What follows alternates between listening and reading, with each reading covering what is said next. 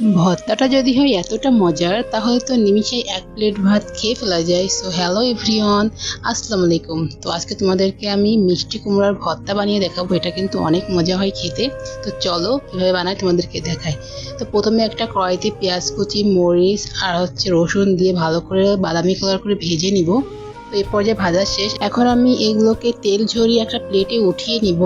তারপর যে তেলটা থাকবে ওর ভিতরে আমি দিয়ে দেবো মিষ্টি কুমড়া। তো মিষ্টি কুমড়াগুলো কিন্তু আমি আগে থেকেই লবণ হলুদ মাখিয়ে রাখছিলাম, তারপরে কিন্তু সুন্দর করে ভেজে নিছি। তো এই পর্যায়ে কিন্তু সব উপকরণগুলো ভাজা শেষ। এখন আমি একটু লবণ আর একটু তেল দিয়ে আমি পেঁয়াজ রসুন আর মরিচগুলো ভালো করে চটকে মাখিয়ে নিব।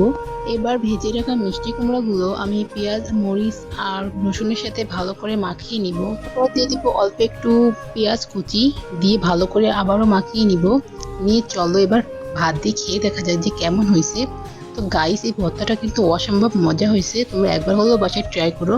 আর আশা করি তোমাদের কাছে এই ভর্তাটা অনেক ভালো লাগবে। তো ভিডিওটা ভালো লাগলে অবশ্যই লাইক করো অ্যান্ড কমেন্ট করো। তো আজকের ভিডিওটা এই পর্যন্ত। সবাই ভালো থাকো, সুস্থ থাকো, অ্যান্ড আল্লাহ হাফেজ।